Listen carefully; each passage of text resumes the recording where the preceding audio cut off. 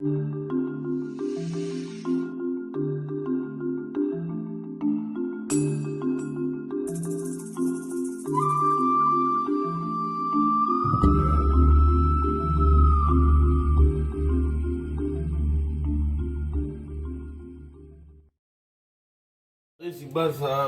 baza awa donc zala fortanga na omela café na regrette kwanga na dendo problème oli esanga na kwa na kaka ngai bato baloba na bango on s'en fout du reste na fai na nga ndenge bazalaka naozonga na nga kini nango comme ça tosala émission tolobela makambo yango nazanga nga moko navaya na nga moko parce que je sais ce que je suis venu faire ici et tout, malgré bato baloba na bango oyo baloba Marquis Sport kende nera place au kende kufela te barisi baza messi les journalistes taka la musinga na tongo makasi na bi o nini o muteme beti ngai diare salinga na geno na toilette siko na otala ba publication siko na vandi na kive na binzambe oyo makambo au problème on a nazolukango mais tokozwa barisi tokozwa sali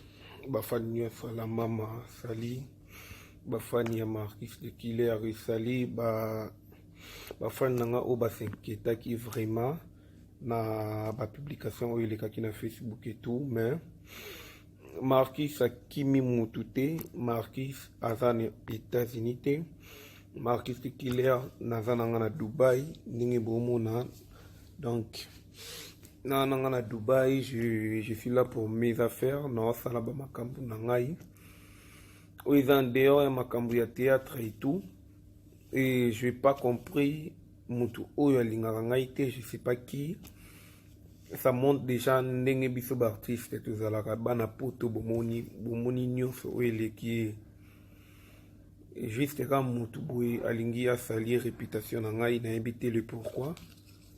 Éviter les pourquoi pour nini Marquis Abongi na été Marquis Abongi na été Marquis aza na problème ya mutute Marquis alinga mwasi ya mutute Marquis apusa mutu moko asalelo côté mais je sais pas pourquoi bozo sepela na Marquis te bandeko na biso ba artiste parce que je sais eloko wana ekoza motu moko ya poto te eza bato oyo ngai nazalaki liboma na tindela bango bafoto bayebisinga non mon cher tindela biso photo tomona place ozali donc ça dérange pas et rien n'est tard.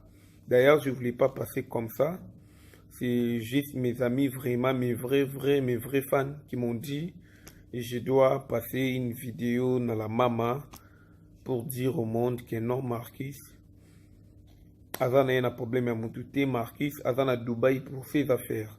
D'ailleurs, j'ai dit maintes fois dans la mission Nangaï, Nazalaka Mwana Pasteur. Kozala Mwana Pasteur et l'obité Koza Moussantou, mais c'est juste une façon de dire que je connais quand même la Bible. Et je peux pas trahir une femme comme ça, Kakaboui.